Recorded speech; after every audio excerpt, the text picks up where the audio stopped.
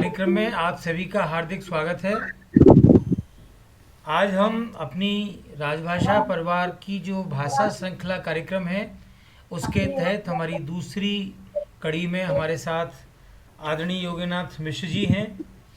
मैं जी आप सब नमस्ते जी। की ओर से श्री योगीनाथ मिश्र जी का हार्दिक स्वागत करता हूं। हिंदी व्याकरण और भाषा वैज्ञानिक अध्ययन के विशेषज्ञ के रूप में पूरे देश विदेश में श्री योगीनाथ मिश्र जी की ख्याति है।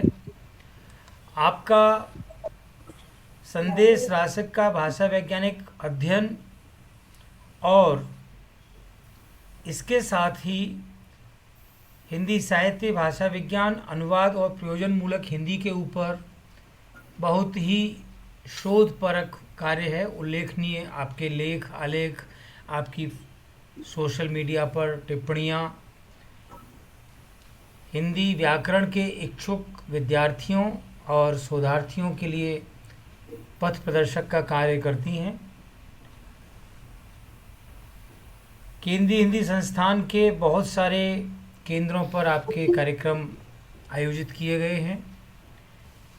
इस तरह से स्वातंत्र्योत्तर हिंदी उपन्यासों में कोड मिश्रण और कोड परिवर्तन नामक एक जो परियोजना थी उसमें भी आपने बहुत विशद योगदान दिया है।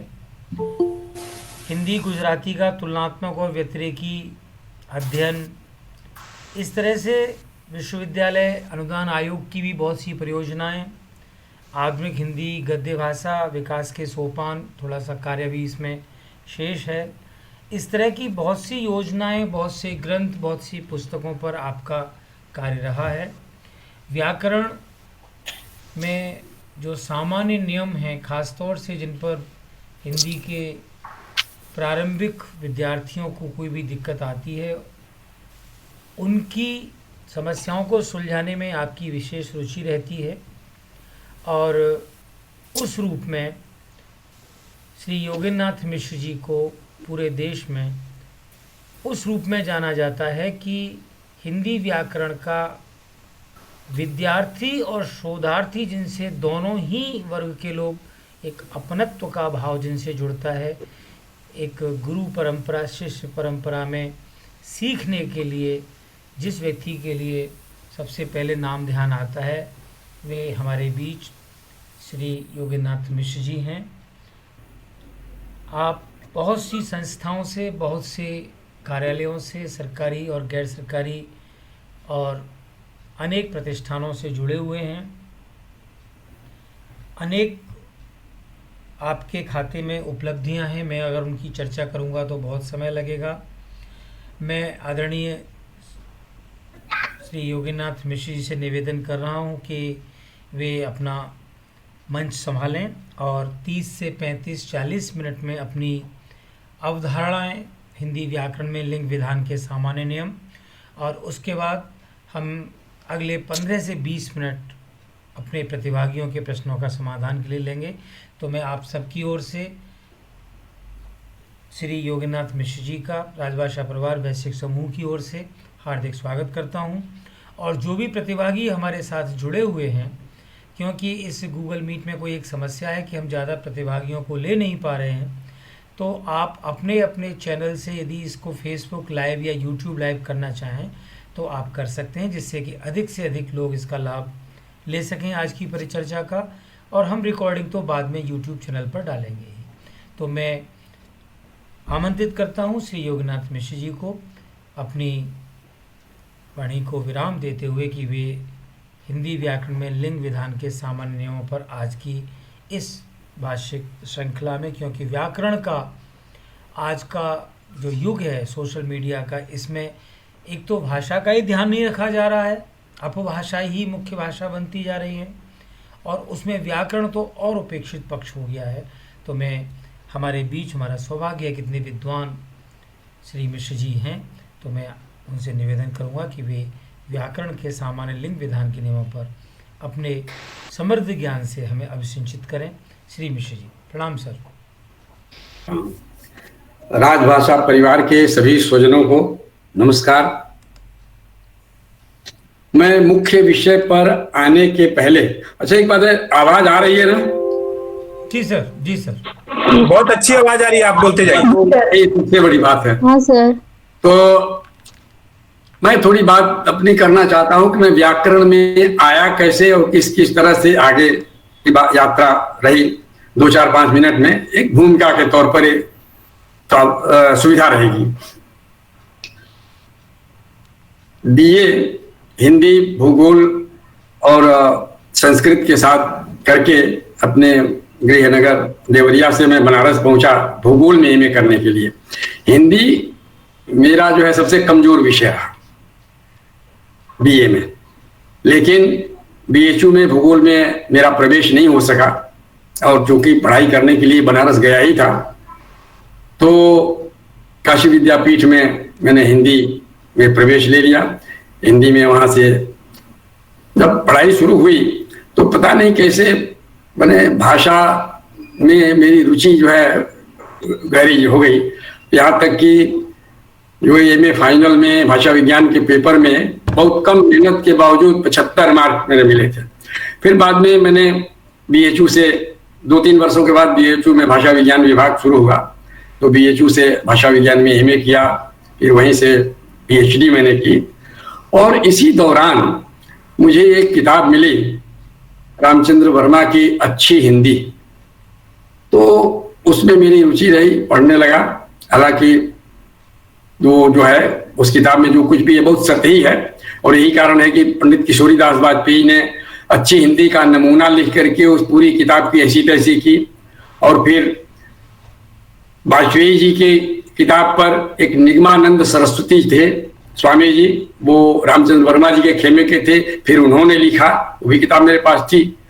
तो उस तरह से धीरे धीरे मेरी रुचि उसमें शब्दों को, वाक्यों को समझने की दिशा में बढ़ी। वहाँ बनारस में जो है 80 पर पत्रकार मित्र मिलते थे, तो पत्रकारों से भाषा पर इस ढंग की चर्चा वो लोग करते थे। उसके बाद में गुजरात आया, तो गुजरात तो यहाँ भाषा विभाग में ही आया यहाँ, और यहाँ विश्वविद्यालय में प्रयोजन मूलक हिंदी का एक डिप्लोमा कोर्स चलता था, उसमें थोड़े दिन पढ़ाने का मौका मिला। उसके बाद करीब 95-96 में यूजीसी ने बहुत सारे देश भर की संस्थाओं को प्रयोजन मूलक हिंदी का पाठ्यक्रम दिया था। उसमें यहाँ के भी कॉलेज में था, तो 5 बरस उसमें मैंने पढ़ाया। तो उसमें तो पूरा का पूरा पाठ्यक्रम व्याकरण का पढ़ाना था, वो पढ़ाया। अब धीरे धीरे उसमें व्याकरण में, लेकिन वहां तक की समझ जो है किताबी थी। उसके बरसों बाद जो है केंद्रीय हिंदी संस्थान से जुड़ा, और केंद्रीय हिंदी संस्थान में जो हिंदी भाषी राज्यों के अध्यापकों के लिए वो कार्यक्रम चलता है नवीकरण, और उसमें अध्यापकों के प्रश्नों का सामना करना पड़ा। और अधिकतर तो उड़ीसा के अध्यापक, मैं अपने अनुभव से कह सकता हूं कि उड़ीसा के अध्यापक जो है बहुत अच्छी तैयारी में रहते हैं, और मैं मंच से भी उन लोगों के सामने ये स्वीकार करता हूं कि मुझे तैयार करने में उड़ीसा के अध्यापकों का योगदान है। वो तरह तरह के गंभीर प्रश्न करना, तर्क करना, और उनके प्रश्नों का मैंने जवाब ढूंढना, वो जवाब कैसे प्रस्तुत किया जाए, ये सारा चिंतन जो है। और यहाँ से किताब छूट गई है। अब स्वतः जो है शुरू हुआ, बाद में फेसबुक से जुड़ा, तो फिर मन में आया कि फेसबुक पर भी लिखें। फेसबुक पर लिखने लगा। व्हाट्सएप के इतने ग्रुप हैं ही, जिनमें इसी के लिए व्हाट्सएप ग्रुप बनाया कि अध्यापक जो हैं प्रश्न करेंगे, और तरह तरह के प्रश्न आते रहते हैं। और फिर बाद में थोड़े समय हुआ, जो राजभाषा परिवार से वानोड़े जी ने मुझे जोड़ दिया, तो वहाँ भी एक मंच मिला, और इस तरह से चीजें जो है वो लगातार चलती रही जो है। तो इस तरह में प्रश्नों का उत्तर देते देते व्याकरण के क्षेत्र में वो आ गया। और ये तो मुझे बड़ा अटपटा, भाषाविद व्याकरण जब मेरे नाम के साथ जुड़ता है तो बड़ा अटपटा लगता है, क्योंकि मैं सीखने की प्रक्रिया में हूँ, और आज भी ये स्थिति है। ठीक है, दूसरों से थोड़े से ज्यादा वो समझ आ गई होगी, लेकिन कोई सुझाए कि यहाँ गलती हो रही है तो मैं तुरंत सुधारता हूं अपने आप को। ये अच्छा लगता है मुझे कि कहीं से कोई बात आए और उसको सुधारने की जरूरत पड़े तो तुरंत सुधार लिया जाए। ये सब चीजें चलती रहती हैं। अब हम अपने विषय पर आते हैं, हिंदी में लिंग विधान, उसकी समस्या जो है, तो इस पर काफी भ्रम की स्थिति बनी हुई रहती है। जो है दिक्कत कहां आती है कि लिंग की अवधारणा में ही लोग उलझे रहते हैं, गलत अवधारणा में। जो है समझना यह है कि जिस लिंग की चर्चा हम व्याकरण में करते हैं वह शब्द के लिंग की बात है। मतलब कि लिंग हमारे सामने, लिंग के दो स्वरूप हैं, दो प्रकार हैं। एक भौतिक लिंग है, प्राणियों के लिंग, जो प्राणी जगत में है, हमारे आसपास जो हमारा सृष्टि है, जीवन है, इसमें जो है प्राणियों के लिंग है। जो भी प्राणी हैं हम जानते हैं कि पुरुष स्त्री नर मादा के रूप में विभक्त है प्राणी। लेकिन प्राणी के लिंग का कोई मतलब भाषा के लिंग में नहीं है। जो है ये बात जब हमारे दिमाग में स्पष्ट हो जाए तब दिक्कत नहीं रहती है। क्या है कि भाषा से निकल करके हम भाषा के बाहर चले जाते हैं लिंग की चर्चा करते हुए, दिमाग में वो चीज बैठी हुई है, ये परेशानी होती है। भाषा में शब्द के लिंग की चर्चा होती है, उसके अर्थ के लिंग की चर्चा नहीं होती। उसका अर्थ का कोई मतलब नहीं है वहां। जो है ये पहले हमको समझ लेना चाहिए। जो है और अलग अलग भाषाओं में लिंग का स्वरूप जो है अलग अलग है, लिंग की पहचान अलग अलग है, ये सारी चीजें अलग अलग ढंग की होती हैं। जो भाषा की संरचना है, जो व्यवस्था है, तो अलग अलग भाषाओं में किसी भाषा में कोई पक्ष थोड़ा सरल है तो कोई पक्ष बहुत कठिन है, जटिल है। ये स्थिति जो है भाषाओं में। तो मैं एक अब इसके जो हमारे प्रथम व्याकरण कह सकते हैं कामता प्रसाद गुरु जी, चीज वहीं से चलती है। अब जो स्त्रीलिंग और पुल्लिंग की चर्चा, वो लोग स्त्री और पुरुष जाति से वहीं से उन्होंने जोड़ दिया है। स्त्री और पुरुष जाति, स्त्री जाति का बोध कराने वाला शब्द स्त्रीलिंग और पुरुष जाति का बोध कराने वाला शब्द पुल्लिंग, गड़बड़ी यहीं से पैदा हो गई। स्त्री जाति से पुरुष जाति से कुछ लेना देना यहां नहीं है। और फिर उन्होंने जो है पुरुषत्व और स्त्रीत्व की कुछ कल्पना कर ली है। कठोरता पुरुषत्व है, कोमलता स्त्रीत्व है। एक कविता में चल सकता है, लेकिन भाषा के जो शब्दों के लिंग है वहां एक कठोरता है, और ये इसमें और भी इन्होंने दिया है मधुरता, कठोरता, सुंदरता, ये सब इन्होंने दे रखा है। ये बड़ी अटपटी जो है अवधारणा है, और चीज वहीं से पुरुष जाति का बोध कराने वाला शब्द पुल्लिंग और स्त्री जाति का बोध कराने वाला शब्द स्त्रीलिंग, अब वहां उन्होंने तय कर दी। वही चीज आगे बढ़ती रही और उस पर विचार नहीं किया गया जो है कि मतलब क्या है। हम जब भी लिंग के शब्द के लिंग के बारे में सोचें तो भाषा के बाहर हमको नहीं जाना है, जो है भाषा के अंदर है। व्याकरण में जिस लिंग की चर्चा होती है वो शब्द के लिंग की चर्चा होती है, शब्द की एक पहचान है। हम यहाँ अंग्रेजी की बात करें, अंग्रेजी और दूसरी कठिनाइयां हैं वहां, लेकिन अंग्रेजी में जो लिंग विधान है अत्यंत सरल है। अत्यंत सरल इस अर्थ में है कि वहां अर्थ के आधार पर सब कुछ तय हो गया है। यानी कि प्राणीवाचक जो शब्द हैं उनमें जो पुरुष प्राणी के नाम का बोध कराता है वो शब्द पुल्लिंग मैस्कुलाइन जेंडर, और जो स्त्री प्राणी के नाम का बोध कराता है वो फेमिनाइन, और जो दोनों के लिए प्रयुक्त होता है वो कॉमन, और बाकी सारी चीजें न्यूट्रल में चली जाती हैं। जैसे फ्रेंड, स्टूडेंट, ऐसे जो शब्द हैं, जो फ्रेंड जो है वो स्त्री और पुरुष दोनों होता है, और उसके लिए अलग करने के लिए फिर उसके साथ से बॉयफ्रेंड, गर्लफ्रेंड आदि सब जोड़ना पड़ता है उसमें जो है, उस स्पष्टता के लिए। तो वहां बिल्कुल स्पष्ट चीज है जो है, वहां दिक्कत नहीं है। और जहां तक मेरी थोड़ी जानकारी है, इसको मजुमदार जी ठीक करेंगे, कि बंगला में भी यही स्थिति है, 4 लिंग बंगला में भी है। मैंने जो बंगाल के जो अध्यापक हैं उन लोग से जानकारी मैंने जो ली है, अभी से पता था कि सबसे अधिक जो तकलीफ होती है बंगाली लोगों को, ये जो हिंदी में लिंग विधान को लेकर के होती है। अच्छा, तो वहां भी वही 4 लिंग हैं। फिर संस्कृत में 3 लिंग हैं और हिंदी में तो 2 है। ये गुजराती में 3 है, मराठी में 3 है, उड़िया में 3 है, दक्षिण की भाषाओं में 3 है। ये सब लिंग हैं जो वहां पर। तो दूसरी भाषाओं में जैसे मान लीजिए कि अंग्रेजी में है, तो अंग्रेजी में सर्वनाम भी जो है वो लिंग के दायरे में आते हैं। जैसे ही और शी है, ही पुल्लिंग मैस्कुलाइन और शी फेमिनाइन, ऐसा है।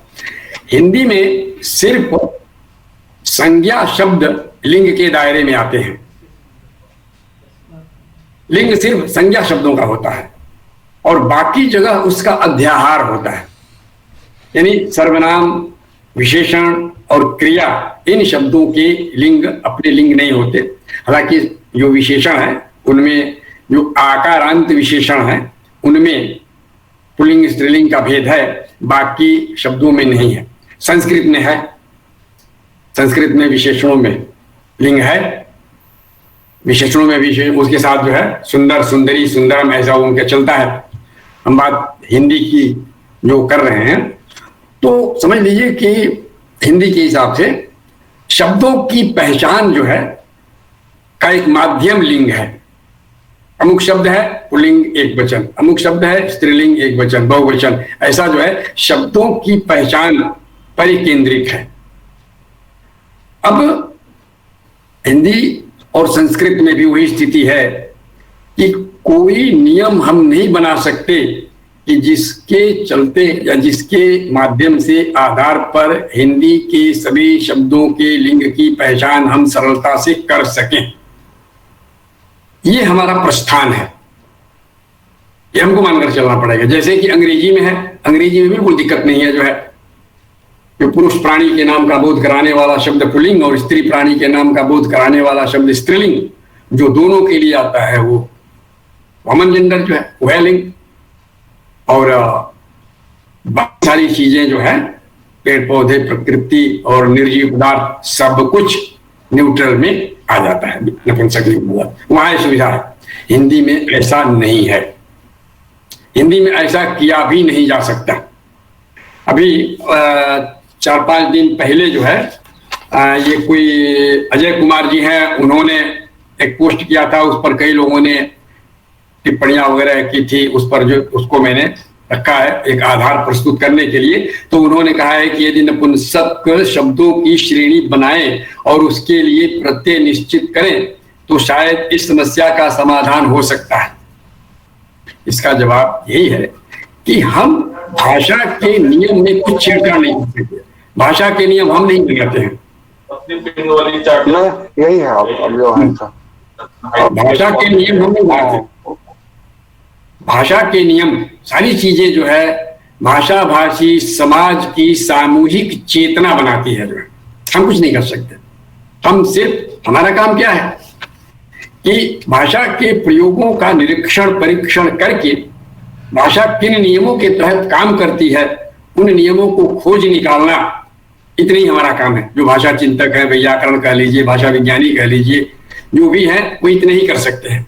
लेकिन क्योंकि भाषा जो है कृत्रिम नहीं है, कृत्रिम भाषाएं भी बनती हैं, उसमें तो हम कुछ भी कर सकते हैं, लेकिन ये प्राकृतिक भाषा है। भाषा को 2 रूपों में बांटते हैं, कृत्रिम और प्राकृतिक। स्वाभाविक भाषा जो नेचुरल लैंग्वेज है, ये इसमें हम कुछ नहीं कर सकते। हाँ, उस सामूहिक चेतना का हिस्सा हम जरूर हैं, लेकिन भाषा अपने आप विकसित होती रहती है, जो उसको हम रोक भी नहीं सकते, उसकी दिशा भी मोड़ नहीं सकते। जो अंदर की जो आंतरिक जो संरचना है, तो हिंदी में नपुंसक लिंग नहीं है तो नहीं है, हम उसमें नपुंसक लिंग नहीं डाल सकते। जो भाषा की व्यवस्था में हम छेड़छाड़ नहीं कर सकते। यहाँ अंग्रेजी की हम बात करें तो अंग्रेजी की जो सबसे बड़ी कठिनाई जो आती है, अंग्रेजी के पास 46 ध्वनियां हैं और उनको लिखने के लिए उनके पास 26 ही वर्ण हैं। ध्वनि और वर्ण की जो असमानता है अंग्रेजी की सबसे बड़ी कठिनाई है। इसीलिए उनको जो शब्द का उच्चारण बताना पड़ता है, जो है शब्द का उच्चारण जो है कोश ग्रंथों में लिखना पड़ता है, इस शब्द का ये उच्चारण होगा,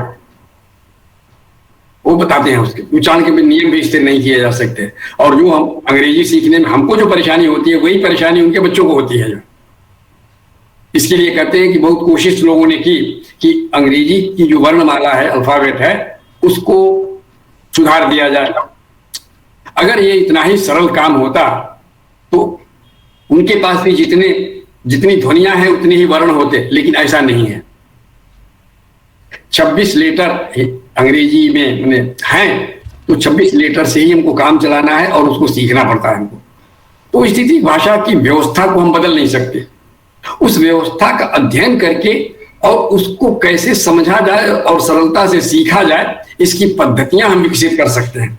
इसे ज्यादा कुछ नहीं कर सकते हैं। तो वही जो है हिंदी में जो संज्ञा शब्द हैं, संज्ञा शब्दों के लिंग की पहचान हम कैसे करें, ये सबके साथ परेशानी है। जो है जो लोग अहिंदी भाषी हैं उनको भी वही परेशानी है, और जो हिंदी भाषी हैं उनके लिए भी वही परेशानी है। जो है उसको सीखना पड़ेगा, जो है वो सीखना पड़ता है, और सीखने से चीजें आ जाती है।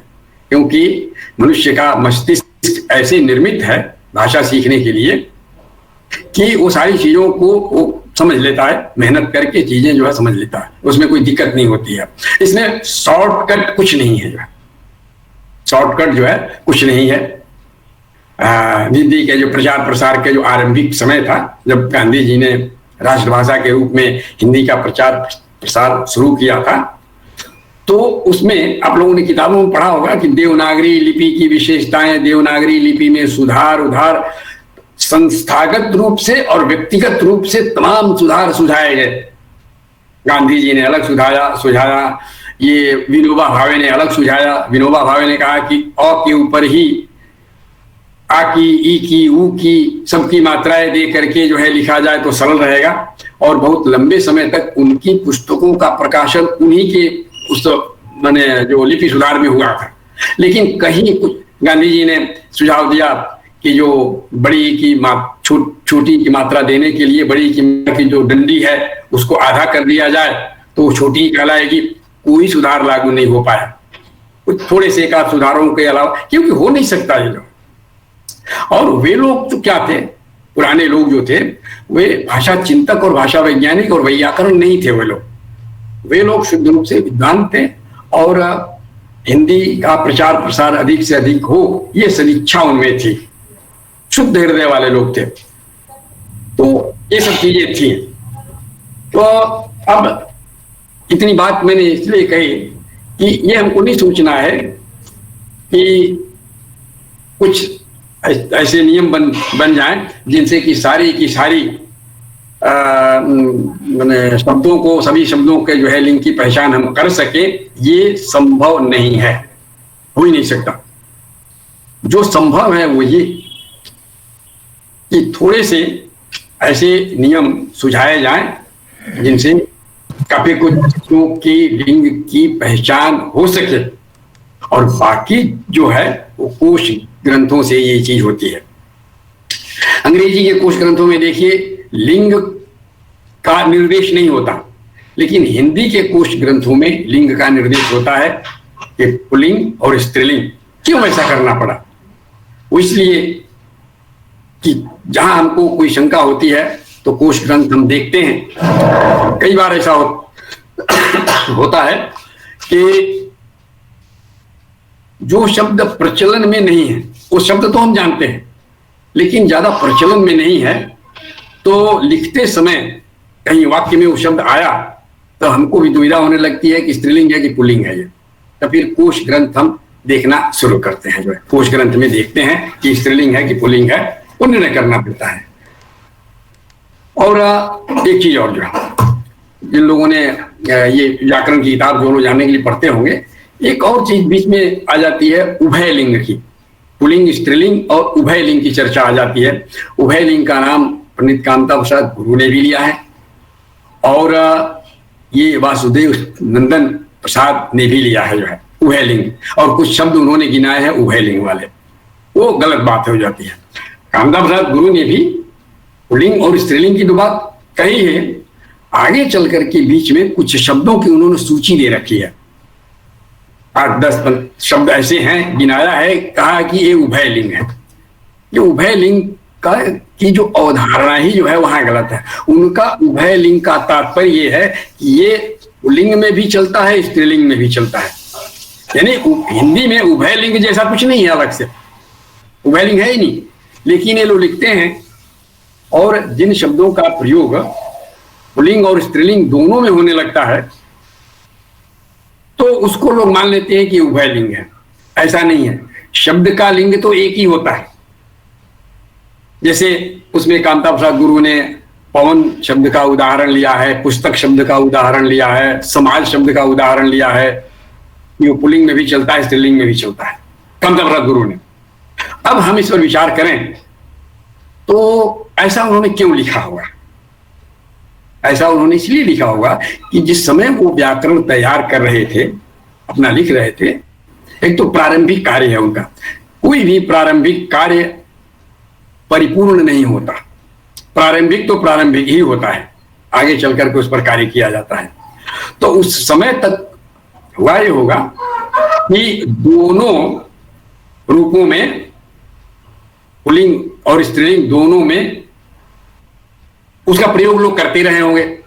और उनका व्याकरण जो लिखा गया नागरिक प्रचारणी सभा की शर्त थी कि जो भी उदाहरण दिए जाएं व्याकरण में, वे सभी ग्रंथों से दिए जाएं, ग्रंथों से उदाहरण दिए जाए।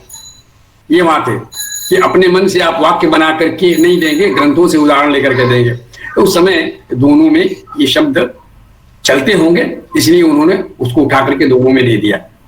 लेकिन आज सारी चीजें स्पष्ट हो गई हैं। समाज शब्द पुल्लिंग है, पुस्तक शब्द स्त्रीलिंग है। कोई भी, मैं नहीं समझता कि कोई मतलब हिंदी जानने वाला पुस्तक शब्द का प्रयोग पुल्लिंग में करता होगा जो है। तो ये स्थितियां हैं कि दो ही लिंग हैं। अब हम आते हैं लिंग निर्धारण या लिंग की पहचान के क्या हम नियम बना सकते हैं। तो इनमें 4 आधार हम दे सकते हैं जो है लिंग की पहचान के लिए। 4 आधार। पहला आधार है अर्थ का आधार, दूसरा आधार है शब्द की आकृति का आधार, तीसरा आधार है शब्द रचना में प्रयुक्त होने वाले प्रत्ययों का आधार, और चौथा आधार है बहुवचन बनाने वाले प्रत्ययों का, बहुवचन रूपों का आधार जो है।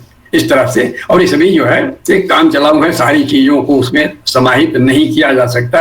ये मान करके हम जब चलेंगे तभी बात स्पष्ट होगी। ये मान करके चलना है कि सभी शब्दों के लिंग की पहचान के लिए परिपूर्ण नियम नहीं दिए जा सकते। उसके बाद हमको सोचना है कि क्या क्या दिया जा सकता है।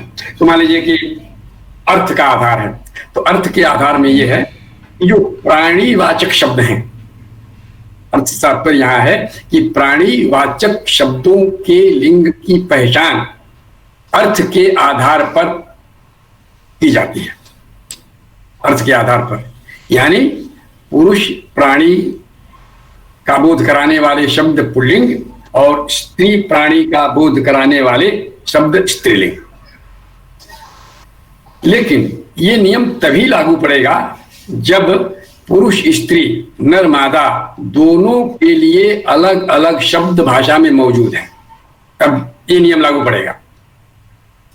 कुछ ऐसे भी प्राणी हैं जिनके लिए एक ही शब्द चलता है और बोध पुरुष स्त्री नर मादा दोनों का होता है, तो वहां ये नियम लागू नहीं पड़ेगा। और लेकिन इसमें कुछ गिने चुने 10, 15, 20 तक उसके नाम खोजे जा सकते हैं प्रयोग के आधार पर। जैसे कौवा शब्द है, तो कोयल है, चील है, गिद्ध है, मगर है, मक्खी है, गिलहरी है, ये छिपकली है, खरगोश है, भालू है। इस तरह के शब्द हैं कि एक ही शब्द से दोनों का बोध होता है। माने जो नर का भी और मादा का भी एक ही शब्द से दोनों का बोध होता है, तब यहां ये अर्थ वाला नियम काम नहीं करेगा। अर्थ वाला नियम काम नहीं करेगा। कौवा को कौवा, कौवा शब्द पुल्लिंग क्यों है ये हम नहीं बता सकते। शेर शब्द पुल्लिंग क्यों है, क्योंकि वो पुरुष नामक प्राणी का बोध कराता है और शेरनी स्त्री नामक प्राणी का बोध कराता है, तब तो शेर शेरनी पुल्लिंग स्त्रीलिंग हुए। लेकिन जहां युग्म नहीं है, पुरुष और स्त्री दोनों के लिए दो शब्द नहीं है जिन प्राणियों के लिए, वहां ये नियम काम नहीं करेगा। कोयल को हम स्त्रीलिंग क्यों कहते हैं और कौवा को पुल्लिंग क्यों कहते हैं, इसका कोई जवाब नहीं है, कोई तर्क नहीं है, कोई तर्क से इसका नहीं दिया जा सकता। बस प्रयोग से जानना है कि कौवा पुल्लिंग है, कोयल स्त्रीलिंग है, गिद्ध पुल्लिंग है, चील स्त्रीलिंग है, खरगोश पुल्लिंग है। बस ये अपने अनुभव से, कोश से, अध्ययन से इसकी जानकारी बस ली जा सकती है, बाकी उसमें दूसरा कोई उपाय नहीं होता। कभी कभी एक बड़ी मजेदार चीज मैंने देखी है जी, कुछ शब्दों में भ्रम हो जाता है। एक शब्द है चीटा और एक है चीटी। व्याकरण की किताबों में मैंने देखा है, और जो थेसारस लिखने वाले अरविंद कुमार जी हैं उनकी किताब में मैंने देखा है, उनके मैंने क्या नाम है, कोश ग्रंथ जो है, उसमें चीटी की व्याख्या उन्होंने क्या की है, बड़ा चीटा, और चीटा की व्याख्या क्या की है, बड़ा क्या नाम है, चीटा की व्याख्या जो है बड़ा चींटी, बड़ी चींटी, और चीटा की व्याख्या जो है छोटा चींटा। चींटा और चींटी का कोई संबंध नहीं है। लड़का लड़की की तरह से उसमें लगता है कि चींटा का स्त्रीलिंग चींटी है, जी नहीं। क्यों? क्योंकि माने पुल्लिंग स्त्रीलिंग का इनका आपस का कोई संबंध नहीं है, क्योंकि चींटा जो वो प्रजाति जो है वो अलग है और चींटी की प्रजाति अलग है। जो है वो इसलिए नहीं है कि चींटा का स्त्रीलिंग चींटी है। चींटा का स्त्रीलिंग चींटी और चींटी का पुल्लिंग चींटा, इससे कोई संबंध नहीं है। लेकिन व्याकरण की किताबों में ये होता है, लोग दे देते हैं ये गलतफहमी, क्योंकि इसे विचार नहीं करते, जो है ऐसा नहीं होता है। जो है तो ये अर्थ के आधार वाली बात हुई कि अर्थ के आधार पर जो है मैंने प्राचक शब्दों के लिंग की पहचान अर्थ के आधार पर किया जाता है। लेकिन शर्त यही है कि पुरुष और स्त्री, नर और मादा दोनों के लिए दो शब्द मौजूद हैं तब, और अगर नहीं है तो फिर ये आधार काम नहीं करेगा वहां। जो है इतनी बात इसमें आई है। और उसके तो कुछ जो शब्द हैं इस तरह के, इनकी तो एक सूची बनाई जा सकती है, ज्यादा नहीं है उसमें। जो है ऐसे प्राणियों की जो जीव जंतु हैं उनकी एक सूची बनाई जा सकती है। अब बात आती है शब्द की आकृति के आधार पर। शब्द की आकृति से तात्पर्य है कि शब्द अकारांत, आकारांत, इकारांत, उकारांत जो शब्द हैं उनके आधार पर। व्याकरण की किताबों में ये भी मैंने देखा है कि शब्दों की सूची बना करके उसमें नियम निर्देश करने की कोशिश लोगों ने की है। तो उसमें होता क्या है, जितना नियम में है उतने ही अपवाद में है। वो नियम नहीं बन सकता, जो अपवाद तो अपवाद ही होता है। तो इसमें नियम इस तरह से बनाया जा सकता है कि तद्भव देशज तथा विदेशी आकारांत शब्द सामान्यतः पुल्लिंग होते हैं। तद्भव देश, तत्सम नहीं है इसमें, तद्भव देशज तथा विदेशी आकारांत शब्द पुल्लिंग होते हैं। एक मैंने व्यापक पैमाने पर ये लागू पड़ता है। जो है और ईकारांत शब्द वही तत्सम, तद्भव देशज तथा विदेशी ईकारांत दीर्घ ई शब्द स्त्रीलिंग होते हैं। एक सामान्य नियम शब्द की आकृति के आधार पर बना, इससे हम पहचान करते हैं। जो है अब ये अलग बात है कि किसी, अब जिनको तत्सम तद्भव की जानकारी अनुभव नहीं है उनके लिए तो कठिनाई है ही इसमें, उनके लिए ये कठिनाई ही है। लेकिन जिनको थोड़ी भी जानकारी है तत्सम तद्भव देशज विदेशी का, तो उनके लिए ये नियम एक हद तक काम करेगा। जो है और इसके भी कुछ अपवाद हैं, सब में थोड़े थोड़े अपवाद होते हैं। जैसे क्या नाम है, हवा, दवा, सजा, बला, ऐसे कुछ शब्द हैं जो आकारांत हैं।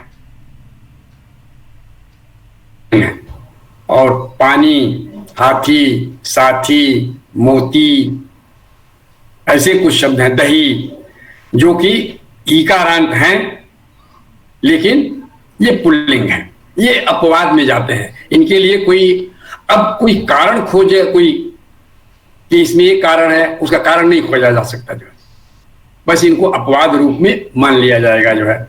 साथी ईकारांत है तो पुल्लिंग क्यों है, इस क्यों का जवाब नहीं है, वो चलता है इसलिए वो है। इतनी चीजें जाने, क्योंकि जो चलन है, प्रचलन है, क्योंकि कोई भी नियम हम नहीं बनाते, भाषा में वो है, चलन में है, निरीक्षण, परीक्षण, ऑब्जर्वेशन से हम उनको ढूंढ कर निकालते हैं उन सारी चीजों को, सारे आयामों पर। जो दूसरे लोग होते हैं वे लोग तात्कालिक रूप से कुछ निर्णय करते हैं, और जो भाषा चिंतक हैं तो उनका अपना तौर तरीका है, वो सारे आयामों को देख करके उसमें नियम बनाते हैं, नियम निर्देश करते हैं। कभी कभी उनके नियम बनाने में कोई चूक भी हो जाती है, तो जो लोग समझदार हैं उसको जो सुधार भी लेते हैं, क्योंकि सुधार करने में कोई ऐसी कठिनाई नहीं है। तो ये आकारांत और ईकारांत तद्भव देशज विदेशी की स्थिति हुई। फिर तत्सम शब्दों की बात आती है। तो सामान्यतः जो है, इन सब में सामान्यता है क्योंकि इनमें अपवाद की गुंजाइश है। तो सामान्यतः जो आकारांत और इकारांत, ह्रस्व ई, आकारांत और इकारांत तत्सम शब्द हैं, वे सामान्यतः स्त्रीलिंग होते हैं। आकारांत जो शब्द हैं वे सामान्यतः स्त्रीलिंग होते हैं, आकारांत और इकारांत, ह्रस्व ई। और तत्सम हो, यहां तत्सम को दूसरों से अलग कर लेना होगा, और उसमें कला, कविता, लता, प्रतिष्ठा और बहुत सारे शब्द हैं जो मैंने कुल नोट कर रखे हैं। और एक सूची जो है वो तैयार कर रखी है। सीता, गीता, रमा, लता, दशा, माया, प्रार्थना, कृपा, लज्जा, घटना, रचना, भावना, ये सभी आकारांत तत्व शब्द हैं और स्त्रीलिंग है। इसी तरह से रति, मति, गति, प्रति, प्रसिद्धि, सिद्धि, बुद्धि, शुद्धि, निधि, इस तरह के जो इकारांत तत्सम शब्द हैं ये स्त्रीलिंग होते हैं।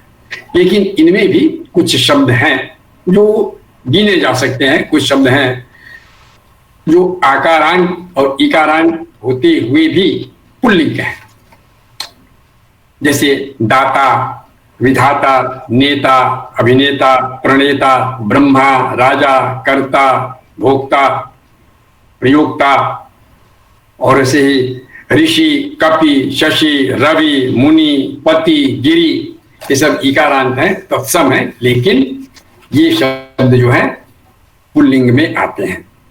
इनके लिए कोई तर्क, अगर कोई तर्क ढूंढने की कोशिश करता है तो ये कल्पित होते हैं, उसका कोई मतलब नहीं होता है। जो हम इसमें तर्क नहीं ढूंढ सकते, इसको सिर्फ अपवाद के खाते में डाल देंगे कि अपवाद स्वरूप ऐसा होता है। जो कुछ शब्द है, भाषा जीवंत है।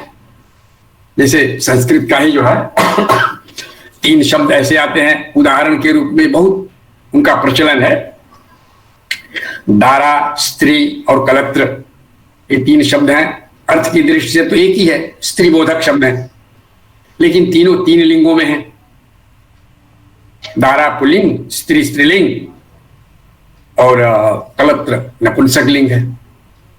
तो इसमें क्यों की बात नहीं उठ सकती है।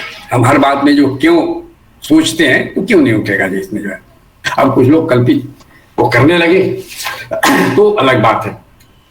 और बाकी के जो है, मान लीजिए जैसे उकारांत शब्दों को मैंने कुछ विचार करने, खोजने की कोशिश की, तो उकारांत जो तत्सम शब्द हैं उनमें स्त्रीलिंग पुल्लिंग दोनों के हैं। तो हम नियम में नहीं रख सकते कि स्त्रीलिंग शब्द, उकारांत शब्द स्त्रीलिंग और उकारांत पुल्लिंग, ऐसा नहीं। जैसे मान लीजिए कि मधु, अश्रु, तालु, साधु, मेरु, सेतु, साधु, हेतु, ये सब शब्द पुल्लिंग में है, लेकिन उतने स्त्रीलिंग में भी मिलते हैं। वायु, वस्तु, ऋतु, मृत्यु, तो इनका नियम निर्देश नहीं किया जा सकता। जो है ये स्थिति जो है मतलब अर्थ के आधार पर, ये शब्द की आकृति के आधार पर ये स्थिति है कि, और ये जो नियम है व्यापक रूप से लागू है, लेकिन सभी शब्दों पर लागू नहीं होता। जो है सभी शब्दों पर लागू नहीं होगा, और जिन पर नहीं लागू होता उनके लिए कोश ग्रंथ देख करके अनुभव के आधार पर हमको चलना पड़ता है। एक हमारे मैंने परिचित बहुत बड़े विद्वान थे, डॉक्टर शिव कुमार मिश्र जी, हिंदी के और मार्क्सवादी समीक्षा के बड़े, वो गणित शब्द का उपयोग स्त्रीलिंग में करते थे। अच्छी गणित, हम गणित नहीं आती, ऐसा बोलते थे। इसमें कोई ऐसी बात नहीं है। अब नहीं ध्यान दिया होगा, ये सारी चीजें जो चलती रहती हैं जो है। अब बात आती है शब्द निर्माण में प्रयुक्त प्रत्ययों के आधार पर। तो कुछ देखिए, प्रत्यय तो बहुत सारे हैं शब्द निर्माण करने वाले जो है। बहुत सारे प्रत्यय तो ऐसे हैं कि बहुत गिने चुने शब्द ही उनके बनते हैं, लेकिन जो प्रत्यय जो जिनको कहते हैं प्रोडक्टिव हैं, जो उत्पादक, कि लगातार जिनका हम उपयोग नए नए शब्द बनाने में करते हैं, ऐसे प्रत्ययों पर विचार करें तो कुछ प्रत्यय ऐसे हैं जैसे ता और त्वा, ये दो ऐसे प्रत्यय हैं कि जिनका बहुत उपयोग करते हैं। दूसरे प्रत्यय तो क्या है कि जिन शब्दों में है उन्हीं तक वो सीमित है, दूसरे हम शब्द निर्माण नहीं करते। लेकिन ये ता और त्वा और आई, ये प्रत्यय ऐसे हैं कि लगातार एक तो इनसे बने हुए शब्दों की संख्या बहुत है, और दूसरे नए शब्द बनाने हो तो इनका उपयोग करके नए शब्द हम बना लेते हैं। तो ता प्रत्यय ये भाववाचक संज्ञा बनाता है, ता प्रत्यय जो है। और ता प्रत्यय से बने हुए या बनने वाले सभी शब्द स्त्रीलिंग होते हैं। जिन शब्दों के अंत में ता प्रत्यय लगा हो तो समझ लेना चाहिए कि वो शब्द स्त्रीलिंग है, और इनमें जो है इसमें कोई अपवाद नहीं। ता प्रत्यय से बनने वाले जितने भी शब्द आएंगे उसमें जो है कोई सुंदरता, कुरूपता, लघुता, दीर्घता, गंभीरता, कटुता, मृदुता, ये जितने भी ता प्रत्यय वाले शब्द हैं ये स्त्रीलिंग है, इनमें अपवाद की कोई गुंजाइश नहीं होती है। यहां ये भी बात आती है कि जहां शब्द के अंत में ता हो तो कोई जरूरी नहीं है कि वो प्रत्यय ही हो, इस पर भी हमको विचार करना पड़ता है। जैसे एक शब्द है लता, अब लता में जो ता दिखाई पड़ रहा है वो प्रत्यय नहीं है, वो शब्द का हिस्सा है, वो शब्द का हिस्सा अनिवार्य घटक है। और इसकी पहचान हमको कैसे आती है? तो प्रत्यय को शब्द से निकाल दिया जाए, मान लीजिए ता है तो ता को शब्द से निकाल दिया जाए, उसके बाद बचा हुआ जो अंश है वो भी अर्थवान शब्द है तो समझ लीजिए कि वो प्रत्यय है। जैसे सुंदरता शब्द है, इसमें से ता को निकाल देंगे तो सुंदर शब्द बचता है, विशेषण शब्द है। लेकिन लता में से ता को निकालेंगे तो ल जो बचेगा वो अर्थहीन है, उसका कोई मतलब नहीं, वो शब्द नहीं है। तो थोड़ी इसकी भी सावधानी रखनी पड़ती है, पहले जांचना पड़ता है कि वो प्रत्यय है या नहीं है। तो ये जो है ता प्रत्यय से बनने वाले सभी शब्द स्त्रीलिंग होते हैं। ऐसे ही त्व प्रत्यय है, वो भी भाववाचक संज्ञा बनाने वाला प्रत्यय है, और त्व प्रत्यय से बनने वाले सभी शब्द पुल्लिंग होते हैं। जिन शब्दों के अंत में त्व प्रत्यय हो वे सभी शब्द पुल्लिंग होते हैं। दोनों भाववाचक संज्ञा है, लेकिन दोनों में फर्क यही है कि ता प्रत्यय से बनने वाले शब्द पुल्लिंग और स्त्रीलिंग, और त्व प्रत्यय से बनने वाले शब्द पुल्लिंग होते हैं। स्त्रीलिंग पुल्लिंग का ये फर्क हो जाता है। फिर ऐसे जो आई प्रत्यय से बनने वाले सभी शब्द स्त्रीलिंग ही होते हैं। वो चाहे विशेषण में विशेषण के साथ जोड़ा जाए, संज्ञा के साथ जोड़ा जाए, लेकिन और क्रिया के साथ जोड़ा जाए, लिखाई, पढ़ाई, सुनवाई, जो आई प्रत्यय से बने हुए सभी शब्द ये स्त्रीलिंग होते हैं। और गहराई, ऊंचाई, इनमें भी आई प्रत्यय लगा हुआ है। इस तरह के सभी शब्द जो है स्त्रीलिंग ही होते हैं, इनमें किसी अपवाद की कोई गुंजाइश नहीं होती। और बाकी तो थोड़े थोड़े शब्दों वाले प्रत्यय हैं, आवट है, आहट है, बनावट, लिखावट, गिरावट, आवट और आहट से बनने वाले सभी शब्द स्त्रीलिंग होते हैं, ये सब है। फिर पा है, पन है, ये पुल्लिंग वाले प्रत्यय हैं, लेकिन इनसे थोड़े से ही शब्द बनते हैं, ज्यादा शब्द नहीं बनते। तो ये प्रत्ययों वाली बात हुई। और जो बहुवचन वाले जो प्रत्यय हैं, बहुवचन बनाने वाले जो प्रत्यय हैं, माने शब्द के बहुवचन रूप से भी शब्द के लिंग की पहचान होती है, शब्द के बहुवचन रूप के साथ। तो बहुवचन बनाने वाले हिंदी में 5 प्रत्यय हैं। तो ये तो थोड़ा लंबा पड़ जाएगा, इनकी चर्चा फिर कभी करेंगे। तो इतनी चीजें जो है ये नियम हो सकते हैं, और बाकी जो कुछ भी है वो शब्दकोश से, किसी से पूछकर, अनुभव से ये देखना पड़ता है। बाकी नियम नहीं बनाए जा सकते जिससे सारे शब्दों के लिंग की पहचान हो सके। तो इतनी बात पर्याप्त है। अब तो जो प्रश्न आएंगे फिर उनके आधार पर आगे चर्चा की जाएगी। प्रश्नों के आधार पर आगे चर्चा हो। तो हमारे साथ बहुत सारे विद्वान हैं। किसी का कोई भी प्रश्न, लिंग विधान तो बहुत बड़ी चीज है। हम बहुत सीमित समय में इस चर्चा को पूरा करने की कोशिश कर रहे हैं, जबकि अभी 2 चर्चाएं हो चुकी हैं। पिछले बार माननीय कृष्णचंद्र गोस्वामी जी ने चर्चा ली, आज योगेंद्र नाथ जी ने ली। फिर भी लग रहा है कि हमने केवल उसको स्पर्श किया है, इस लिंग विधान की चर्चा को स्पर्श किया है। ये बहुत बड़ा क्षेत्र है और निश्चित रूप से बहुत सार्थक रूप से स्पर्श किए हैं। और मैं आप सबसे अब निवेदन है कि किसी के इस लिंग विधान के जो नियम है या लिंग विधान से जुड़े हुए प्रश्न हैं वो आप लोग रख सकते हैं, योगेंद्र नाथ जी से रख सकते हैं। बिल्कुल जी। मिश्र जी, कृष्णचंद्र गोस्वामी जी जुड़े हुए हैं। जी, स्वागत है उनका। जी जी। हेलो। हाँ जी, बोधिसत्व जी बोलिए। हेलो। बोलिए। हाँ गुरु जी प्रणाम, मैं डॉक्टर राहुल साहब बोल रहा हूँ सर। बोलिए। बहुत धन्यवाद सर आपको। सर एक यहाँ समस्या आती है, वो तो सही है आपने कहा जो कि हम शब्द को अनुभव के आधार पर, प्रयोग के आधार पर, या फिर उसको हम डिक्शनरी कोश के आधार पर उसको ग्रहण कर सकते हैं, जान सकते हैं, क्योंकि व्यवस्था है, भाषा की व्यवस्था है वो। लेकिन ऐसे कुछ शब्द होते हैं सर जो डिक्शनरी में या शब्दकोश में कहाँ पुल्लिंग लिखा रहता है तो कहाँ स्त्रीलिंग लिखा रहता है। और एक शब्द है, आपको भी हम चर्चा की थी, जैसे रामायण एक शब्द है, और उस शब्द के लिए रामायण एक शब्द है रामायण, और उसके लिए हम बहुत सारे कोश को देखे, बहुत सारे अध्यापक सब चर्चा चल रही थी तो देखे, तो एक जगह पर उसको लिखा हुआ है पुल्लिंग और एक जगह पर लिखा हुआ है स्त्रीलिंग। तो इसमें हम सब मतलब अनुभव और वहाँ कुछ काम नहीं करता था। मैं बता रहा हूँ जो है कि अब जो है ये भी एक चर्चा है रामायण शब्द को लेकर के। एक मैंने पोस्ट लिखा था और उस पर जो है काफी लंबी चर्चा हुई थी उसमें जो है फेसबुक पर।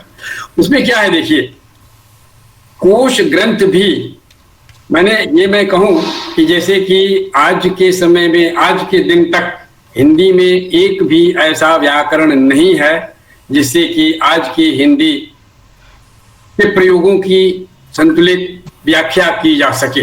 वही स्थिति कोश ग्रंथों के साथ है।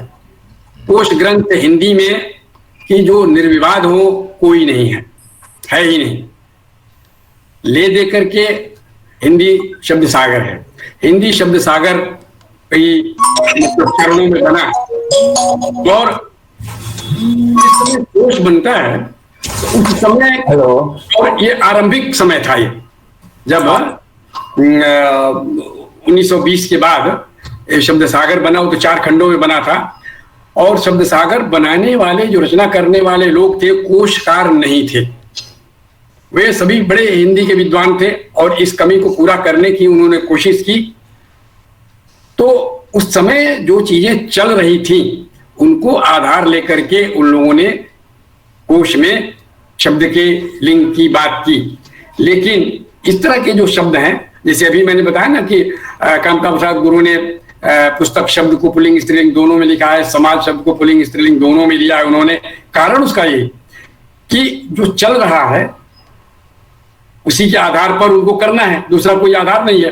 लेकिन आगे चल करके जो भाषा, वो तो निर्माण का युग था और धीरे धीरे चीजें स्थिर होती गई, तो आगे आज कोई ये नहीं कहेगा कि समाज शब्द स्त्रीलिंग है। वैसे ही ये जो रामायण शब्द है, रामायण शब्द हिंदी में साहित्य जगत में गोस्वामी जी बताएंगे, इन्होंने बहुत सारी किताबें लिखी हैं कि रामायण शब्द इस समय हिंदी में स्त्रीलिंग में ही माने प्रतिष्ठित है। हाँ, किसी को नहीं मालूम है, गलती से चाहे जिस तरह की बात हो कोई पुल्लिंग उसको कहे, क्योंकि सारी चीजें मान्यता पर निर्भर करती हैं। जो है हिंदी में रामायण शब्द को स्त्रीलिंग में स्वीकार कर लिया गया है, स्त्रीलिंग में वो चलता है। ये स्थिति है। तो कोश ग्रंथों की ये दिक्कत है, मैं खुद ही देखता हूं। अभी मेरे पास के रूप में हो तो स्त्रीलिंग है ग्रंथ के रूप में, और जब व्यक्ति के रूप में हो तो पुल्लिंग है रामायण। देखिए बताएं, व्यक्तिवाचक संज्ञा में जब उपयोग हो तो वहां पुल्लिंग रामायण नाम किसी भी पुरुष का ही है। नहीं, वो देखिए वो दूसरी चीज हो गई, दूसरे ढंग की चीज हो गई। वो दूसरे ढंग की चीज हो गई जो है कि वो व्यक्ति नाम पर चलेगा। हम यहाँ शब्द की बात कर रहे हैं। जो है थोड़ा जो है व्यक्ति नाम और शब्द, हम जब पढ़ते थे तो एक बात सामने आई थी कि किसी भी नाम का कोई अर्थ नहीं होता। तो उस समय ये बात समझ में नहीं आती थी, किसी भी नाम का कोई अर्थ नहीं होता, ये कथन चलता था। हम कहते थे कि भाई सभी नामों का अर्थ है। लेकिन आगे चल करके जब भाषा विज्ञान पढ़ते हुए बात समझ में आई कि शब्द का अर्थ होता है। जैसे उदाहरण हम दे दें, और उसके लिए एक कहावत चलती है, आंख का अंधा नाम नयन सुख। अब किसी का नाम नयन सुख हो, और नयन सुख का मतलब होता है कि जिसको नयन का सुख मिला हुआ हो, लेकिन वो तो अंधा है। जो एक का नाम है गरीबदास लेकिन वो करोड़पति है, एक का नाम करोड़ीमल है लेकिन वो रोडपति है। तो ऐसा इसका मतलब ये हुआ कि तो नाम है उसके अर्थ का कोई मतलब नहीं वहां पर है, नाम के रूप में जो है। ऐसे ही जो है रामायण जो है, हम शब्द की बात कर रहे हैं, वो नाम के रूप में इस्तेमाल हो रहा है नहीं हो रहा है उससे हमारा कोई लेना देना नहीं है। हम शब्द के रूप में उसका इस्तेमाल जो है उसकी चर्चा यहाँ की जा रही है। इसलिए ये जो है, अभी एक दिन बात आई थी विजय शब्द की कि विजय पुरुष का नाम होता है, लेकिन क्या नाम है वो है स्त्रीलिंग शब्द। तो जब इसमें हम पढ़ेंगे तब दुविधा में ग्रस्त हो जाएंगे। उसको नाम से नहीं जोड़ना है हमको, जो है वो अलग विषय है, अलग मुद्दा है जो है। तो अगला सवाल दिक्कत है। हाँ बोलिए। धन्यवाद सर, धन्यवाद। ओके सर, अगला सवाल लीजिए। अच्छा, नागमणि जी अपना प्रेजेंटेशन, हाँ जी, नागमणि जी अपना प्रेजेंटेशन कर रहे हैं। कृपया सुन रहे हैं तो बंद करें प्रेजेंटेशन, सबको दिखाई दे रहा है। जी जी जी, नागमणि जी क्या है कि हम योगेंद्र जी को देखना चाहेंगे उस रूप में। अच्छा, अगला प्रश्न आप लोग ले सकते हैं। हाँ मुनिंदर जी। सर योगेंद्र नाथ सर। जी हाँ। देखिए, जो अपवाद में मान लीजिए नदियां हैं, जितने भी नदियां हैं वो हम स्त्रीलिंग में लेते हैं उनका प्रयोग, तो कहा जाता है ब्रह्मपुत्र पुल्लिंग में। जी, तो मान लीजिए फॉर एग्जांपल जब हम वाक्य बनाते हैं, ब्रह्मपुत्र मान लीजिए उत्तर से दक्षिण की ओर बहती है, नहीं तो पूरब से पश्चिम की ओर बहती है या बहता है। से सपोज मैं समझता हूं जब हम ब्रह्मपुत्र, केवल ब्रह्मपुत्र का ही प्रयोग करेंगे, उत्तर से दक्षिण की ओर बहता है, यदि उसके साथ हम नदी जोड़ देंगे, ब्रह्मपुत्र नदी, तो उस समय उसको हम बहता नहीं कह सकते हैं, तब तो बहती ही कहना होगा जब अब नदी जोड़ देंगे। हाँ बिल्कुल। तो फिर जब एक्सेप्शन में जब आप कहेंगे ब्रह्मपुत्र जो पुल्लिंग है, तो इसमें कभी कभी जो शंका होती है जब हम, क्योंकि प्रयोग करते समय ब्रह्मपुत्र ही करके छोड़ दें तो ठीक है, यदि आप नदी शब्द नहीं जोड़ेंगे तो मुझे उत्तर देना था वो उत्तर आपने खुद दे दिया। जो देखिए इस पर भी जो है एक लंबी चर्चा हमको जो हमारी चली थी फेसबुक पर ब्रह्मपुत्र शब्द को लेकर के। देखिए ब्रह्मपुत्र जो है, जब नदी के अर्थ में उसका उपयोग हम करेंगे जी, प्रयोग करेंगे ब्रह्मपुत्र, तो शब्द अर्थ करेंगे तो ब्रह्मा का पुत्र यही अर्थ करेंगे। असल में है क्या कि संस्कृत में जो है ब्रह्मपुत्र को नद कहा गया है, नदी नहीं नद कहा गया। आज हमारे लिए कोई नद की कोई कॉन्सेप्ट नहीं है, हम ब्रह्मपुत्र को नदी ही मानते हैं, तो उसका तो प्रयोग तो स्त्रीलिंग में होगा ही। असल उसका प्रयोग स्त्रीलिंग में ही होगा जब हम नदी के रूप में करेंगे कि ब्रह्मपुत्र के और भी अर्थ है। कुछ लोगों ने नारद वगैरह वगैरह नाम दिए थे, तो अर्थ इसका जो है जब हम नदी के रूप में करेंगे तब तो स्त्रीलिंग ही होगा। तो फिर क्रिया का प्रयोग हमें स्त्रीलिंग में ही लेना करना पड़ेगा। अब नदी के लिए कर रहे हैं, जो है ब्रह्मपुत्र बहता है नहीं कहेंगे, ब्रह्मपुत्र बहती है क्योंकि नदी का नाम है वो। इसमें बड़ा बढ़िया उदाहरण सोनभद्र और सोन का है। जब सोन नदी की बात, सोन की बात होती है तो स्त्रीलिंग में होती है, और सोनभद्र अगर बोलते हैं तो हम लोग उसको पुल्लिंग में बोलते हैं। अरे मान लीजिए कि वो जिला के अर्थ में भी तो सोनभद्र है, सोनभद्र जिला के अलावा नदी के अर्थ में भी जब लेते हैं तो जब सोनभद्र की बात तो नद का नाम आ जाता है, आ जाता है। वाक्य में प्रयोग करेंगे तो ठीक है, अपने मन से भले कर दें कि सोनभद्र बहता है, लेकिन ये स्वीकार्य नहीं होगा। सोनभद्र बहता है मतलब नदी की बात वहां है, तो नदी के संदर्भ तो सोन नदी बह रही है। सोनभद्र के लिए जैसे कुछ सोनभद्र की जो कथा है उसमें कल्पना है, वो पुरुष रूप में ही पूरी नहीं। देखिए अब हम उस पर उधर जब जाएंगे तब ये चीज हमारी गड़बड़ हो जाएगी। चलिए ठीक है, अगला प्रश्न ले रहे हैं। चीजें जो है भाषा के मंच से जहां हम बाहर गए, कई लोगों को मैंने देखा है, खास करके जो साहित्य वाले लोग हैं, साहित्य वाले लोग जब भाषा की चर्चा करते हैं तो विलक्षण ढंग से करते हैं। उनके सामने हमारा कुछ चलने वाला नहीं है। जिस चीज की हम बात कर रहे हैं उसी के मंच से बात करें, यानी उसी के दायरे में रह करके जो बात करेंगे तभी बात करेंगे, उसके कथा से हमारा कोई लेना देना नहीं है। जी जी ये चीजें हैं, तभी तो दिक्कत होती है। जी भगवान, एक निवेदन मैं करना चाहता हूँ। बिल्कुल। वो ये है कि ये जो सिंधु, श्रोण और ब्रह्मपुत्र, इन तीनों को भारतीय परंपरा नद कहती रही। जी हाँ। परंतु इधर हिंदी का तो विकास हुआ ही, साथ में इस पर बड़ी भारी अंग्रेजी की छाया रही। हम बचपन से ही सिंधु नदी की सभ्यता और उसके विकास की कहानी सुनते सुनते सिंधु को नदी ही के रूप में व्यवहार करते रहे, और फिर जो लिंग नदी का है वही सिंधु का हो गया। यही स्थिति ब्रह्मपुत्र और श्रोण के संबंध में भी है। तो वो जो चूंकि अब आजकल प्रयोग में हम एक तरह से हिंदी के माध्यम से भी अंग्रेजी सीखते हैं। हमारे यहाँ क्या है कि जो रूप की और अर्थ की दो परंपरा, भाषा की दो भाग होते हैं भाषा के, तो बहुत सारी चीजें और बहुत सारी शब्दावली ऐसी है जो रूप में तो हिंदी है लेकिन वो अर्थ में अंग्रेजी है। महाविद्यालय का अर्थ कॉलेज होता है, उसका हिंदी का कोई अपना अर्थ, अपने अनुभव से उत्पन्न अर्थ नहीं है। राष्ट्रपति का अर्थ प्रेसिडेंट होता है, उसका कोई अलग से अर्थ नहीं है। ऐसे ही क्या है कि नदी को वहां से हमने अब बोरो कर लिया और अब वही संस्कार में प्राय व्यापक भी हो गई है। ये मेरा इसमें निवेदन था। नहीं, आप बिल्कुल सही कह रहे हैं जो है, क्योंकि जो भी जो है स्थिर हो जाता है। अब ये बात एक बार आई थी चर्चा जो है पद नाम की। तो पद नाम होते हैं और व्यावसायिक नाम होते हैं, तो शब्द तो देखिए बात मैं बता रहा हूं, शब्द तो वो सब पुल्लिंग है। शब्द के रूप में हम राष्ट्रपति शब्द की बात जब हम करेंगे तो राष्ट्रपति शब्द पुल्लिंग है, लेकिन उस पद पर स्त्री भी हो सकती है, पुरुष भी हो सकता है। जब प्रयोग में आती है चीजें तो कौन, प्रतिभा पाटिल भारत की राष्ट्रपति थी, अब वो की जोड़ना पड़ता है वहां जो है। भारत की राष्ट्रपति शब्द तो पुल्लिंग में है, एक है शब्द और एक है उसका प्रयोग। लोग शब्द पर ही टिक जाते, प्रयोग को ही ध्यान में रख करके सारी चीजें कहने लगते हैं जो है। जब हम शब्द की चर्चा कर रहे हैं, शब्द के लिंग की चर्चा कर रहे हैं, प्रयोग उसका कुछ भी होता रहे, प्रयोग में वो चीजें बदलती रहती हैं।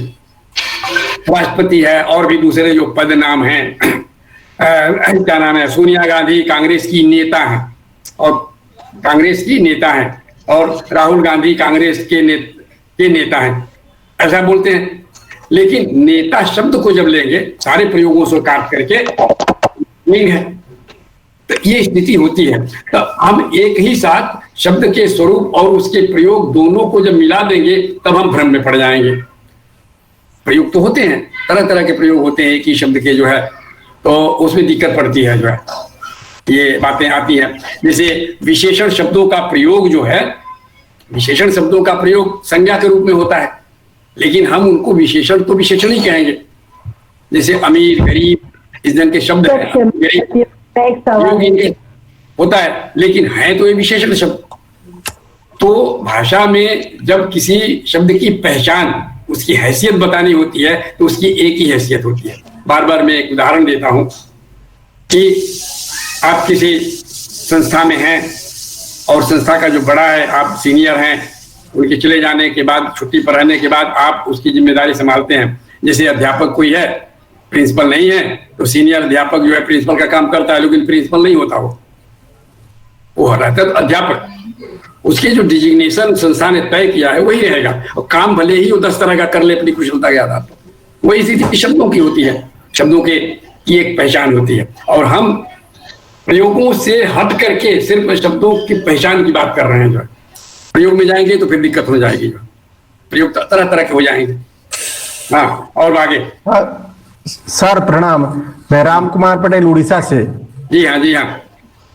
हाँ, ये हमारे विदेशी शब्दों की आगत ध्वनि में जो हिंदी में मैंने दिक्कत होता है लिंग निर्धारण करते समय, मैंने गिलास जैसे,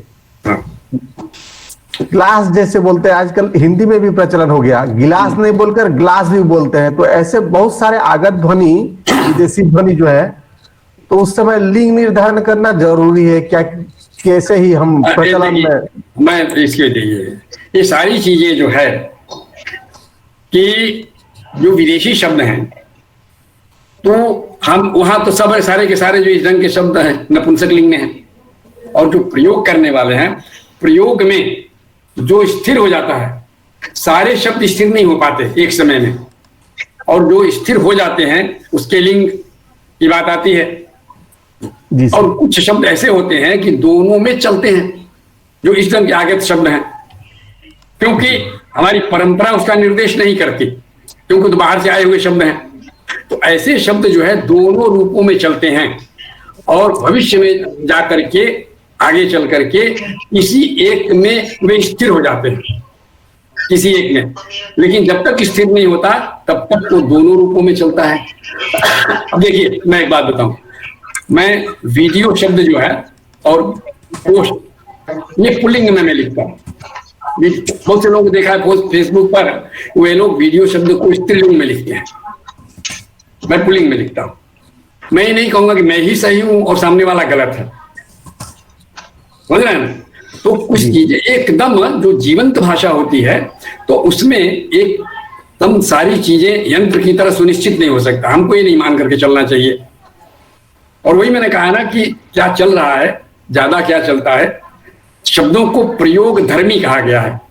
शब्द का प्रयोग कर दिया, आगे चल करके तय होता है कि वो किस में रहेगा, किस में नहीं रहेगा। हम पहले से उसकी कोई कल्पना नहीं कर सकते जो। और गिलास और ग्लास की बात आपको कही है, तो ग्लास से ही गिलास बना है, लेकिन गिलास का अर्थ दूसरा है और ग्लास का अर्थ दूसरा है। ऐसे तो शब्द चलते हैं कि मूल शब्द का अर्थ दूसरा होता है और उससे बने हुए शब्द का अर्थ दूसरा अर्थ होता है।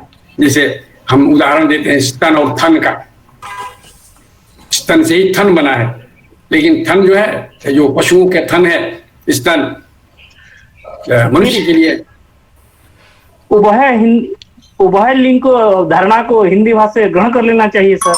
उभय लिंग जो है उनकी धारणा जो हिंदी भाषाभाषी जो क्षेत्र है, हम लोग जो हैं उनको ग्रहण कर लेना चाहिए। कुछ समय, जो समय है, जिस समय तक वो दोनों को नहीं मान रहे, जैसे स्थिर होने के लिए समय लगेगा, कुछ उसको हिंदी में प्रयोग, पुल्लिंग में प्रयोग करता है, कोई स्त्रीलिंग में प्रयोग करता है। तो जो समय रहता है उस समय तक के लिए हम तो गलत नहीं कह सकते, तो उस समय तक तो वो चल रहा है, उभयलिंग है। नहीं, आपकी बात हो गई, मैं तो उसके लिए हम क्या करेंगे, उसको मैं बताऊं तो सही। देखिए कि धारणा को लेना चाहिए। हिंदी जो है, देखिए एक चीज और जो मुझे अभी ख्याल आई, मैं बोलने की सोच रखा था लेकिन अभी ख्याल में बात आई। देखिए हिंदी की जो जहां तक दिक्कत है लिंग वाली बात, वो शब्दों के लिंग की पहचान तक ही सीमित नहीं है, प्रयोग की बात आती है, परेशानी वहां होती है। सभी भाषाओं में संज्ञा शब्दों के लिंग, जहां 3 लिंग है वहां 3 लिंग, हिंदी में 2 लिंग है, 3 लिंग होती है। सवाल यह है कि जब हम वाक्य में प्रयोग करते हैं, परेशानी वहां आती है जो है। तो हिंदी में 2 ही तरह के क्रिया रूपों की व्यवस्था है, स्त्रीलिंग और पुल्लिंग, ठीक है। अगर आप नपुंसक लिंग उसमें बीच में जोड़ देते हैं तो उसके साथ कौन सा क्रिया रूप आप रखेंगे, उसको भी तय करना पड़ेगा। नपुंसक लिंग नहीं, उभय लिंग रखेंगे, नपुंसक लिंग नहीं रखेंगे सर, उभय लिंग रखेंगे, उपयोग चलता रहेगा। सुनिए, उभय लिंग रखेंगे तो भी मान लीजिए उभय लिंग वाले शब्द के साथ कौन सी क्रिया रखेंगे। कोई शब्द आप बताइए, मान लीजिए गिलास है, हम गिलास को ही ले लेते हैं, गिलास को आप कहिए उभय लिंग है मान लिया। अब इसका वाक्य में प्रयोग करना हो तो उसके साथ क्रिया किस लिंग में आएगी, बोलिए। एक लेवल पर थोड़ा ही स्थितियां हैं जो है, क्रिया कौन सी आएगी। खाली शब्द के लिंग की पहचान कर लेने से नहीं बात होती है।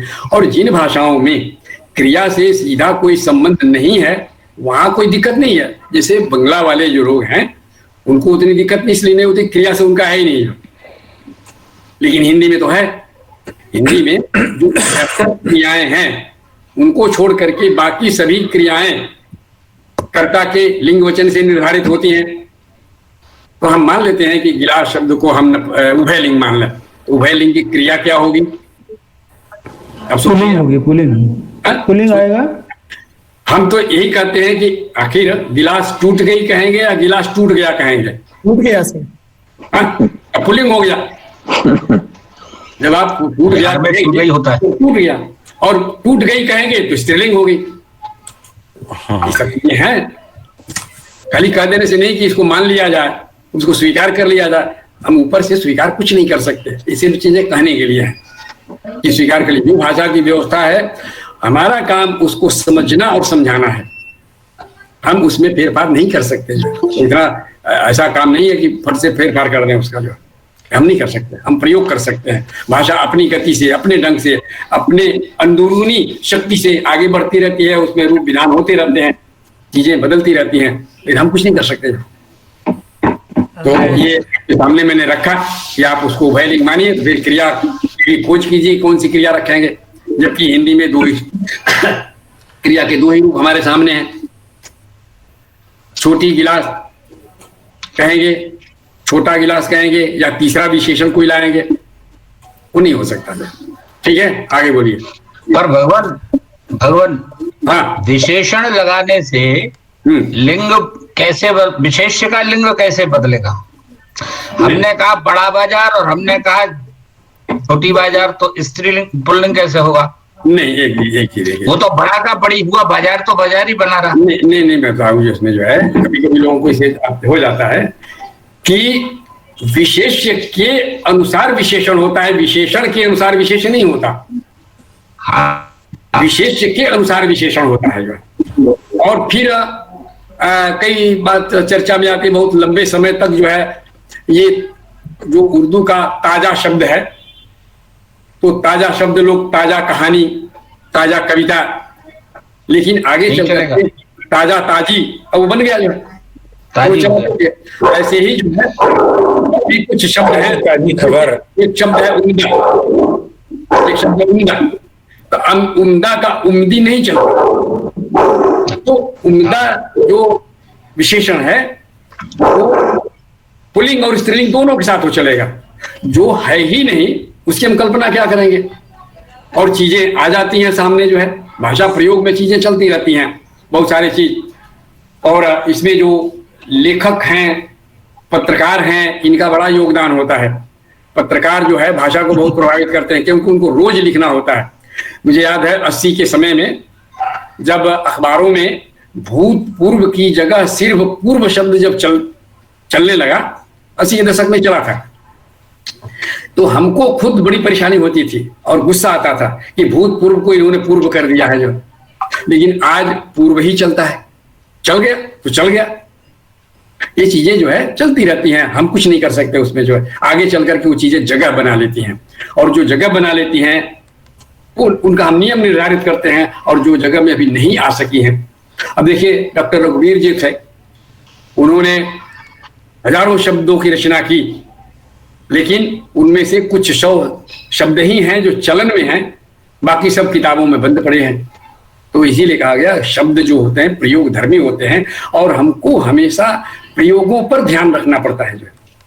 और ये पत्रकार लोग जो हैं, एक चीज और मैंने देखी है कि अब खाली लिंग से बात हट करके तो हमारी फ्री माने मुक्त विचार विमर्श है कि कुछ वो दिक्कत पैदा करते हैं। आजकल एक शब्द चल रहा है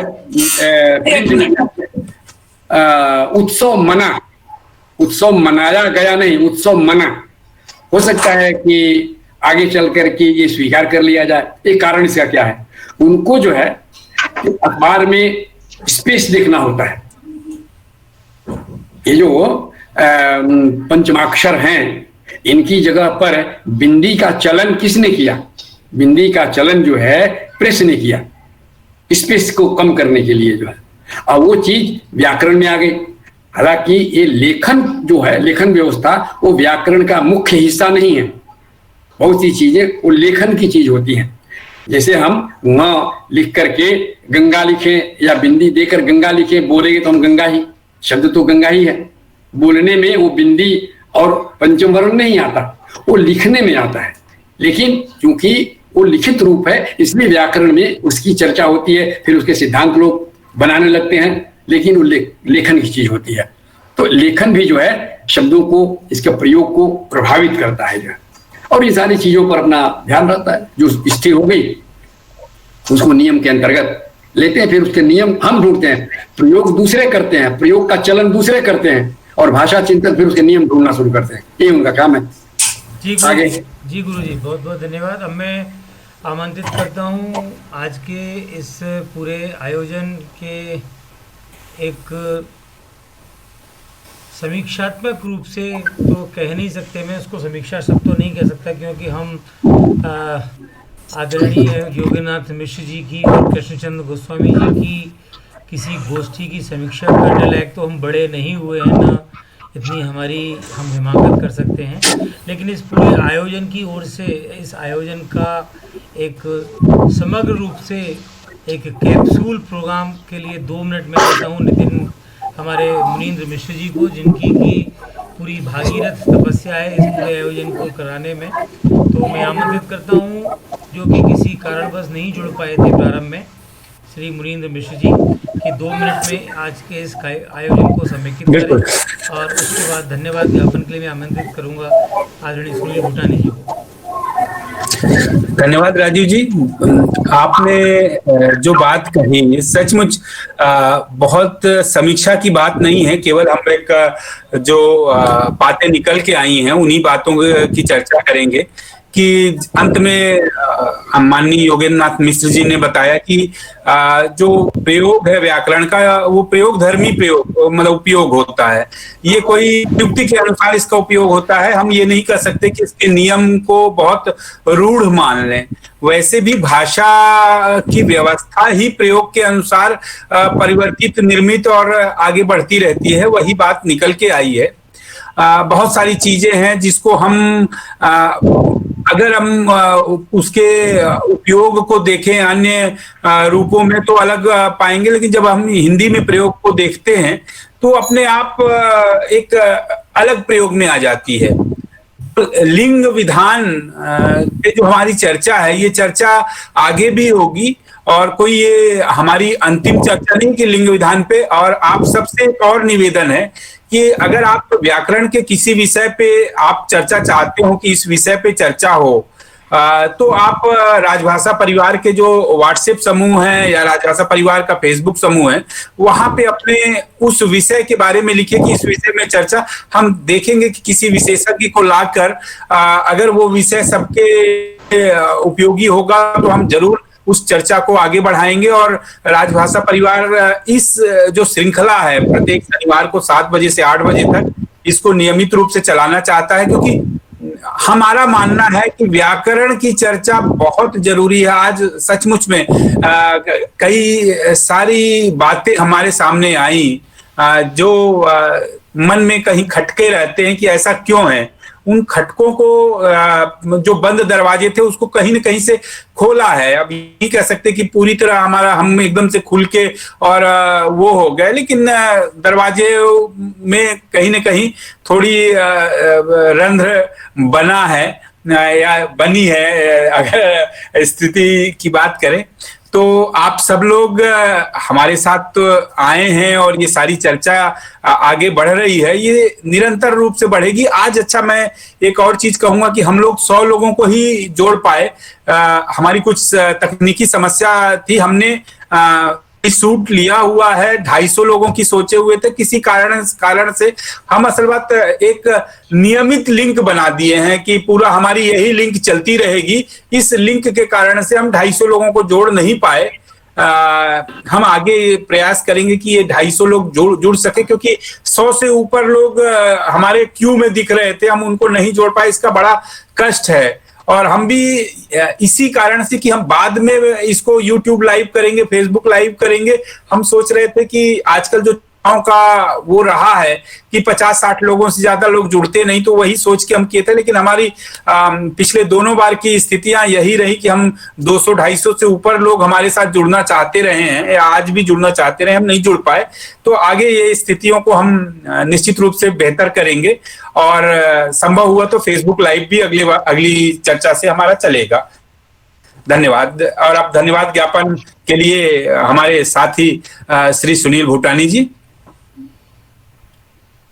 जी सुनील जी, जी धन्यवाद। इससे पहले कि कुछ सुझाव देना चाहता हूँ, थोड़ा क्षमा कीजिए कि ये सत्र यदि 1 घंटे के बजाय 2 घंटे या 1.5 घंटे हो जाए तो बहुत लाभकारी होगा, क्योंकि लोग सुनना चाहते हैं। इस व्याकरण को जो है बहुत से लोग सुनना चाहते हैं, तो इस पर थोड़ा सा ध्यान दीजिए। अगर हो सकता है तो हम लगभग लिए हैं, अभी 8:30 बजने वाले हैं। नहीं, ये तो चर्चा के उपरांत हुआ है, लेकिन वक्ता का ही यदि जो है वो वक्तव्य यदि 1.5 घंटे तक चले और बाद में उसके बाद इस तरह की चर्चा हो तो ये 2 घंटे तक बढ़ जाएगा। ठीक है गंगाधर जी, आपकी बात को हम समझ रहे हैं, हम आपकी बात पर विचार करेंगे, क्योंकि कुछ और भी व्यस्तताएं होती हैं। और जैसा कि आपने कहा है बहुत अच्छी बात है, लेकिन मुझे इस बात का भी भय है कि यदि व्याकरण पर ही चर्चा यदि हम शनिवार की शाम को 2 घंटे करेंगे तो मुझे विश्वास है कि हम में से बहुत से लोगों की गृहस्थी का व्याकरण बिगड़ जाएगा। हमको ये भी ध्यान रखना होगा।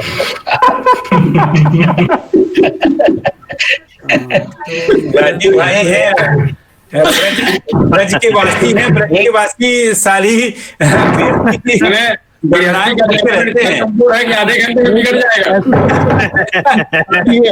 1 घंटे का और 20 मिनट का चर्चा काफी है। जी। अब मैं आमंत्रित करूं सुनील जी को कि वे सबकी ओर से हमारे विद्वान, हमारे कुनबे के बहुत ही आदरणीय भाषा प्रेमी, भाषा विद्वान, जिन्होंने आज हमारा मार्गदर्शन किया। तो अभी मुझे थोड़ा ध्यान में आ गई एक बात, क्योंकि वो ब्रज का रस है और मेरे परम आदरणीय गोस्वामी जी बीच में है। तो एक किसी से प्रश्न आया था कि रामायण को स्त्रीलिंग लिखा जाएगा या पुल्लिंग लिखा जाएगा, तो मेरे मन में बड़ा सहज भाव आया कि भैया कोई स्त्री पढ़ रही हो तो स्त्रीलिंग लिख लो और कोई पुरुष पढ़ रहा हो तो पुल्लिंग लिख लो। इसमें संकट कहाँ है? ये तो बड़े समाधान की बात है, इसमें परेशानी कहाँ आती है? तो मैं आमंत्रित करता हूँ हमारे श्री सुनील भूटानी जी को, जो कि हम सबकी ओर से हमारे आज के विद्वान हमारे। मैं एक बात मिस्टर जी से आदरणीय से निवेदन करना चाहता हूँ कि एक क्षण में भूटानी जी बोला आपसे पहले एक क्षण चाहता हूं कि ये जो सब विचार चल रहा है ये लिखित रूप में और तैयार हो, ताकि ये सब वार्ता के बाद जो चीजें क्लियर हो रही हैं, जो शंकाएं ध्यान में आ रही हैं, उन सबको समावेश करते हुए उनका समाधान करते हुए अगर बाद में ये सब संकलित हो पुस्तक रूप में, तो इसका एक अतिरिक्त लाभ होगा, स्थायी और तरह का लाभ होगा। जी सर, आपने बहुत सही बात कही है। हमारी ये रिकॉर्डिंग तो हम इसीलिए कर ही रहे हैं, और हमारा जो फेसबुक पेज है उस पर हम इस तरह की बहुत सी चर्चाएं हो रही हैं, और कार्यक्रम के बाद में आपका ये सुझाव बिल्कुल ही स्वीकार करने योग्य है, और हम इस पर प्रयास करेंगे कि इसको थोड़ा सा और अच्छी तरह से कर सकें, कि जो प्रश्न आते हैं उनके जो समाधान होते हैं उनकी थोड़ी सी एक लिपिबद्धता का उनको समावेश उसी में कर दिया जाए, पूरा विषय बने। ये हमारे विषय पर इतनी हमारे साथ राजेंद्र प्रसाद जी, राजेंद्र वर्मा जी हैं, वो बड़े एक्सपर्ट हैं। वो वीडियो जो ऑडियो है, ऑडियो को भी वो लिपिबद्ध कर लेते हैं सीधा। वो ये कार्य बाद में करेंगे। और तकनीकी है हमारे साथ प्रशांत जी हैं, राजेंद्र जी हैं तकनीकीविद, तो ये लोग ये व्यवस्थाएं कर लेंगे कि ये हमारा परिवर्तित हो जाएगा। भविष्य में हम इसके लिए भी वो करेंगे। अभी तो शुरुआत है, आगे बढ़ने की कोशिश है। सुनील जी। गोस्वामी जी, ऐसा है कि फेसबुक पर जो भी करीब 3 सालों में मैंने लिखा है उसको मैं संवाद के रूप में ही पुस्तकाकार करने में लगा हुआ हूँ। जो कुछ भी बिल्कुल बहुत बड़ी कृपा होगी भगवान पे। उसमें मुझे जहां तक लगता है कि अभी तक जितना हुआ है उसमें कम से कम 4 किताबें बने हुए हैं। हाँ, बने 2017 से ये सब। अभी तो मैंने राजभाषा से तो अभी बाद में मैं जुड़ा हूँ, मुख्य रूप से उस पर मैं वो करता हूँ, और लंबी लंबी चर्चाएं होती हैं किन्हीं किन्हीं विषयों पर, सारी कॉपी करके और उसमें क्या नाम है वर्ड में डाल करके वो मैं उसको एडिट करने में लगा हुआ हूँ इसी तरह से। ठीक है, अब सुनील जी अपना जी धन्यवाद। हाँ धन्यवाद। मुझे ऐसा प्रतीत हो रहा है इससे पहले कि मैं धन्यवाद दूं, मुझे जो एक विजुअलाइजेशन हो रहा है, ये जो मैं कहूँ कि जो मैं दृश्य देख पा रहा हूँ कि हम गंगा के घाट पर बैठे हैं और शास्त्रार्थ चल रहा है, और सुधी संगत जो है वो मदमस्त है, उठना नहीं चाहती है और चाहती है कि शास्त्रार्थ चलता रहे। आज के जो वक्ता हैं योगेंद्रनाथ जी, जो भाषाविद भी हैं, व्याकरणाचार्य भी हैं, गोस्वामी जी भी हमारे साथ हैं, जो हमारे विद्वान श्रोता हैं, वो सभी जो है एक हम लोग घाट पे बैठे हैं और बहुत आनंद ले रहे हैं उस चीज का। तो ये एक अवसर जो है राजभाषा परिवार ने प्रदान किया है, जिसके निरंतर उस पर काम करते रहेंगे, अलग अलग विषयों पे, उप विषयों पे। और इसके लिए मैं सबसे पहले जो मैं धन्यवाद देना चाहूंगा योगेंद्रनाथ मिश्र जी का, कि उन्होंने जो है एक गंभीरता से इस विषय पे काम कर रहे हैं, और उन्होंने जो है राजभाषा मंच जो परिवार का गौरवान्वित किया है अपने वक्तव्य के माध्यम से। तो मैं उनके प्रति जो है राजभाषा परिवार की ओर से बहुत बहुत धन्यवाद करना चाहूंगा, और राजभाषा परिवार के सभी सदस्यों की तरफ से, राजभाषा परिवार के प्रबंधन की तरफ से भी, कि आपने जो है अपना कीमती समय निकाल करके आप सबको जो है लाभान्वित किया। गोस्वामी जी भी हमारे साथ हैं, मैं उनका भी धन्यवाद करना चाहूंगा, क्योंकि वे भी हमारे बहुत अतिथि हैं और निरंतर हमें मार्गदर्शन प्रदान करते रहेंगे। उसमें जो हम लोग जो काम करते हैं उसमें रावत जी हैं, मुनिंद्र जी हैं, राजेंद्र जी हैं, नितिन जी हैं, हमारे ये एक छोटी सी टीम है जो एक बड़ा काम करने की दिशा में प्रयासरत है। नितिन जी हैं, तो हम लोग जो है प्रयास कर रहे हैं छोटे छोटे कदम उठा करके आगे इस गंभीर विषयों को लेकर के गंभीर चर्चाएं जो है एक मंच के माध्यम से हम लोग करते रहें, और निरंतर हम इस पे काम करते रहेंगे। तो मैं उन सभी का धन्यवाद करता हूं। और जो हमारे जो सुधी, जो मैं कहूँ कि विद्वान, जो हमारे प्रतिभागी हैं, जिन्होंने जो है इसको योगदान दिया है, उनके प्रति भी मैं विशेष धन्यवाद करना चाहता हूं।